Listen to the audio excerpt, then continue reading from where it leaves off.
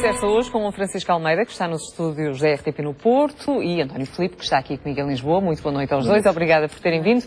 Francisco, eu vou começar por si, fazendo-lhe uma pergunta em relação ao prazo que foi pedido, o maior prazo para o pagamento do empréstimo financeiro. Pergunto-lhe se realmente isto denota um sucesso da política do Governo ou um falhanço redondo da política do Governo. Olha, antes de mais, boa noite, Cristina Esteves, boa noite, António Filipe. É evidente que isto denota que, de facto, o Governo cumpriu as suas metas e o previsível sucesso deste pedido torna evidente o sucesso, de facto, da estratégia que vem sendo seguida. Eu gostava, em primeiro lugar, e se me permite, até para esclarecimento das pessoas que nos ouvem, de explicar que quando, nomeadamente o Partido Socialista, diz que há que tempos que vem reivindicando aquilo que agora o Governo pretende fazer, está, na verdade, a mistificar duas realidades. Uma coisa é aquilo que o Partido Socialista pretendia que o Governo fizesse, que era, de facto, renegociar o próprio programa de ajustamento, as próprias metas e as próprias medidas.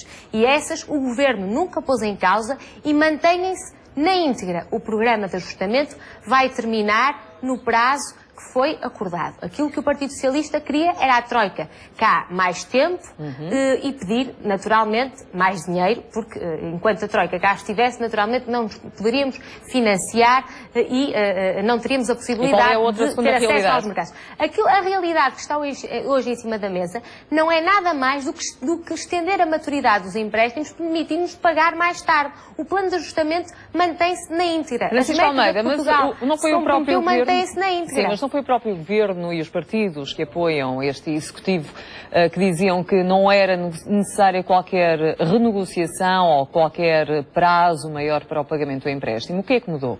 Mas não está em causa, Cristina Esteves, se me permite, nenhuma renegociação. Aquilo que está em causa é, que outra questão, gerir... Sim, Francisca, desculpe interrompê-la.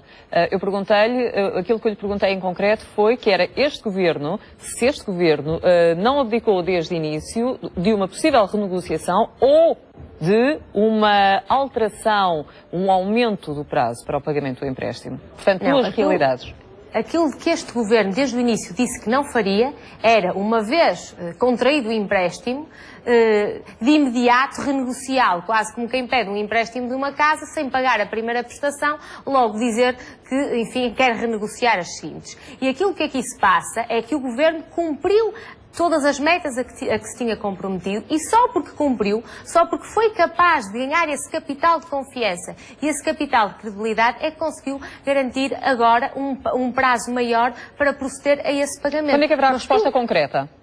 Em tudo mais, desculpe, Cristina, não consigo ouvir a pergunta que me fez. Quando é que haverá resposta concreta?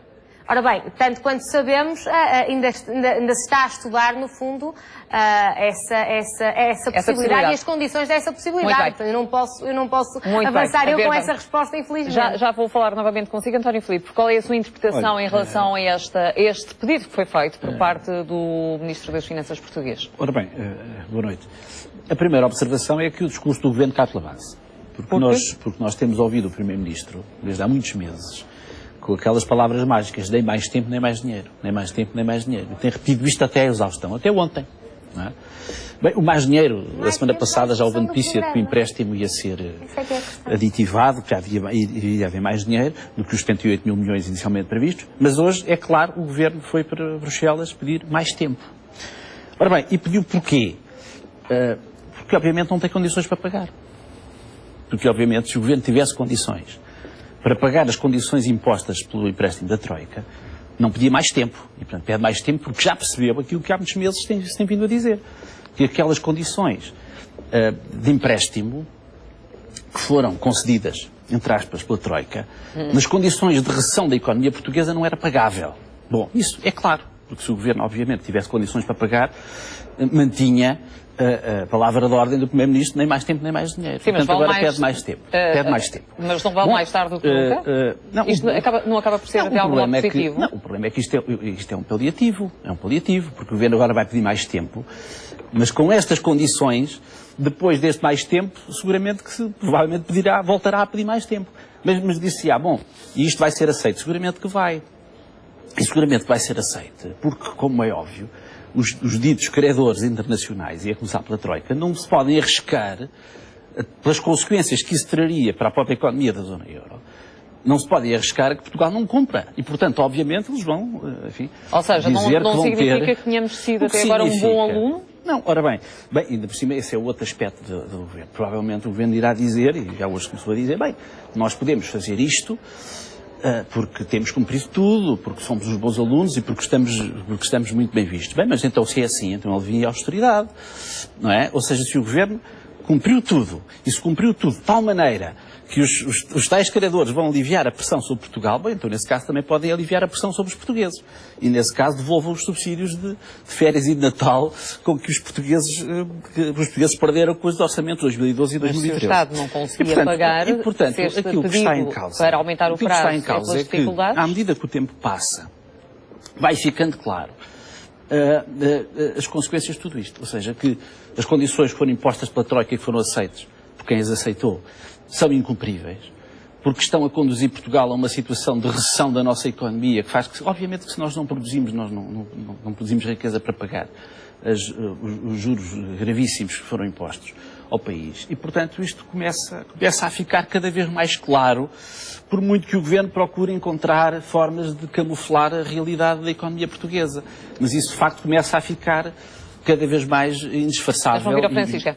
Francisca Almeida, qual é a mais-valia real deste alargamento do prazo para o pagamento? Poder-se aliviar a austeridade imposta aos portugueses ou não?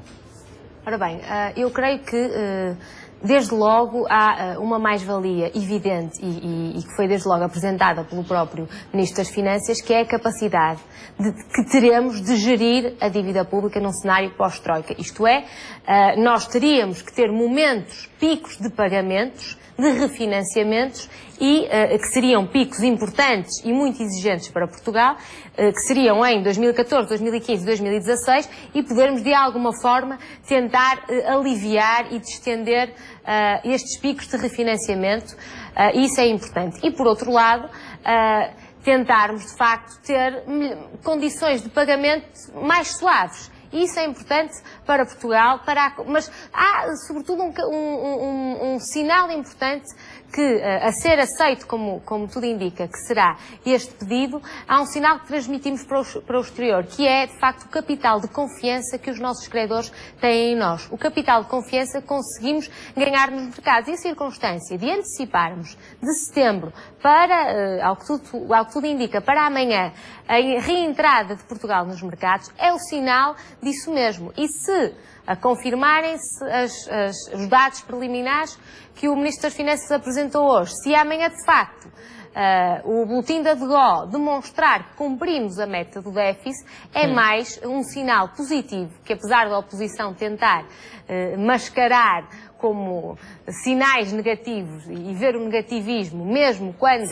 há sinais positivos que devem ser assinalados, acho que tudo isto são sinais positivos e que trazem uma confiança à nossa economia de que ela está, de facto, muito necessitada e que pode ser muito positiva para Portugal, para os portugueses e para a própria atração de investimento. Francisco Almeida acabou de introduzir uma matéria que eu queria trazer a debate, nomeadamente a questão do déficit.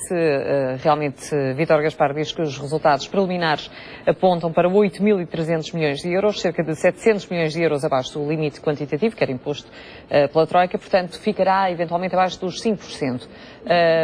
O que é que para o PCP estes números significam nesta altura? Vamos lá ver, estes números significam já, estamos a falar e poderá também, ser um tal argumento estamos a falar de tal importância até para este pedido do alargamento do prazo? Nós estamos a falar também de uma redução de déficit conseguida à custa ainda de receitas extraordinárias, mas mais importante que isso, conseguido à custa dos portugueses. Não é? À custa de, obviamente, que se os funcionários públicos não recebessem salários nenhuns, seguramente teríamos um déficit, provavelmente teríamos um superávit, ou teríamos um déficit reduzidíssimo, e, portanto, quando se cortam salários, quando se cortam prestações sociais, é óbvio que isso tem que ter uma consequência inevitável na redução do déficit. Mas o problema é que aquilo que mais preocupa é a situação da economia portuguesa. E a situação da economia portuguesa e dos portugueses que sofrem com isso, ou seja, dos desempregados que cada vez são mais e que cada vez têm menos subsídios de desemprego, da recessão da economia portuguesa, do encerramento de empresas, ou seja, do nosso país ficar à custa dessa obsessão com a redução do déficit e com os compromissos da Troika. Com as suas palavras, e com os compromissos da exatamente, Troika. assumidos com a Troika Pois, e são exatamente. impostos E, portanto, pela União Europeia, à custa dessa opção, de o governo aceitar que Portugal se submeta àquilo que a Troika lhe pretende impor, o resultado é este. O resultado é que a economia portuguesa está a entrar numa situação de recessão gravíssima e sem condições para produzir riqueza suficiente para honrar até esses compromissos, como se está a ver com este Deixa-me ouvir novamente. Francisco Almeida, deixa-me só ouvi-la em relação ainda ao déficit. Já lá vamos okay. aos mercados noutro ponto. Deixa-me só ouvir a Francisco Almeida em relação ainda a esta matéria do déficit e pedir-lhe que fizesse aqui uma analogia ao que hoje soubemos também em relação à Espanha. A Espanha, que tinha um limite de déficit na ordem dos 6% no ano passado, 6,2%, se não estou em erro, e o que é certo é que vai ultrapassar esse limite largamente. E notamos que a economia espanhola, embora em grandes dificuldades, tem uma pujança completamente diferente da nossa. Significa isto, Francisco Almeida, que Espanha não teve qualquer receio em ultrapassar os limites impostos pelas instâncias internacionais e Portugal tudo fez para que isso não sucedesse? É a opção do déficit? A opção pelo déficit? Não é uma questão de opção, Cristina. É uma questão evidente da circunstância de nós não estarmos no domínio da nossa soberania financeira e estamos sob um pedido de ajuda externa que é, um resgate muito diferente daquele que é o resgate espanhol, que é exclusivamente para os bancos. E, portanto, como é evidente, até para... e voltando um bocadinho ao que dizíamos atrás, até para conseguirmos, se quiser, este estender da maturidade do nosso empréstimo, ou de uma parte dele, é necessário que cumpríssemos as metas a que nos comprometemos. Não é uma questão de opção, é uma questão de que só com este capital de credibilidade que advém do cumprimento das metas, de que o déficit faz parte, são várias metas, desde logo as metas do programa de ajustamento, mas de que o déficit é uma meta fundamental para que os mercados olham com muita atenção, só ganhando este capital de credibilidade é que, por exemplo, vamos poder, ao que tudo indica, voltar amanhã aos mercados. Portanto, que para a Espanha, portanto, foi indiferente. Eu não digo que seja indiferente, mas para nós é um capital fundamental para ganhar a credibilidade externa. Para nós tem, porventura, uma importância mais fundamental, se quiser, porque nós estamos tolhidos na nossa soberania financeira e temos que a reganhar o mais rapidamente possível. Muito bem. Regresso aos mercados financeiros. Eu também diria, o nosso dito resgate também foi para os bancos. Porque até agora os únicos beneficiários deste dito resgate foram os bancos, porque o BPN foi recapitalizado à custa sabe-se de quê, o Banif também já foi, o BCP também já foi, Mas havia um montante que só vinha para cá exatamente se fosse dirigido para os bancos. Exatamente, uma grande parte deste resgate foi para os bancos. Bom, para as pequenas e médias empresas não. E, portanto, para financiar a economia portuguesa não. Porque todos os empresários se queixam, de facto, de não terem obtido crédito bancário. E, portanto, tem sido para pagar aos credores e, portanto, tem sido feito um resgate em benefício da banca e dos credores, porque os portugueses não foi, como se sabe, têm sido gravemente prejudicados. Ora bem, este dito regresso aos mercados, para já tem sido colocado como um mérito que o Governo não tem, porque o que é óbvio é que a descida da taxa de juros, dos juros das dívidas soberanas não é uma especificidade portuguesa. Ou seja, os juros têm descido em todos os países da zona euro, sobretudo a partir do momento em que o Banco Central Europeu, de facto, fez aquela célebre posição de que faria tudo para salvar o euro. E, portanto, Portugal, obviamente, como todos os outros países, tem beneficiado dessa descida e é um tal regresso aos mercados altamente controlado. E sabemos quem são os bancos que já se comprometeram a comprar essa dívida a juros baixos. Mas o problema é que o nosso problema não é o regresso aos mercados. Quer dizer, o problema da economia portuguesa não é o regresso aos mercados. Nos mercados estávamos nós. Mas não é importante o regresso aos mercados. Nos mercados estávamos nós quando se chamou Troika. Quer dizer, sim, e portanto isto não significa. Numa fase em que ainda estamos sob resgate, voltar aos mercados poderá ser um sinal positivo? Porque o problema não dará credibilidade externa? Não, vamos lá ver. Eu acho que há aqui uma falsa questão que tem sido invocada há muito tempo, que é esta história da credibilidade e da confiança dos mercados. Isto aqui ninguém engana ninguém. Ou seja, nós quando falamos dos mercados, estamos a falar das entidades financeiras, do sistema financeiro, que sabem muito bem qual é a realidade da economia portuguesa. E sabem muito bem como é que se pode especular à custa da economia portuguesa. E, portanto, não há aqui esta ideia de temos que cumprir muito bem, que é para ganharmos a confiança dos mercados. Nós não a ganhamos nem a perdemos. Os mercados sabem muito bem como é que estas coisas se manipulam e como é que iam de lidar para poder especular e ganhar o máximo à nossa custa. E, portanto, aqui ninguém engana ninguém. E, portanto, esta ida aos mercados visa colmatar uma necessidade de financiamento no imediato da economia portuguesa, que será, obviamente, satisfeita com a colaboração daquele sindicato bancário, de que já se sabe quem é que o integra, e não vem resolver nenhum dos problemas. Não, isso foi noticiado, precisamente há pouco, no noticiário da RTP, eram referidas as 4 instituições financeiras que vão, de facto, adquirir a dívida amanhã. Sim, estamos a falar, portanto, nomeadamente do Barclays. Exatamente. E, portanto, são quatro bancos. Ora bem, e, portanto, isso é obviamente controlado, enfim, não traz riscos. Sim. Agora, o problema é que a situação da economia portuguesa vai ficar exatamente na mesma, não é? Porque o nosso problema não é ir aos mercados, o nosso problema é a situação da recessão que temos, com que estamos confrontados. Portanto, não alterem nada. Se Portugal não produzir mais, se não houver crédito para a economia portuguesa, para que as empresas se desenvolvam, para que se criem postos de trabalho, nós não saímos disto, porque o problema daqui não está, o problema da resolução do país, ou seja, o país não sai da crise por regressar aos mercados. O país sai da crise se conseguir vencer a situação de recessão. Muito bem, Francisco Almeida, Portugal não sai da crise se conseguir regressar aos mercados?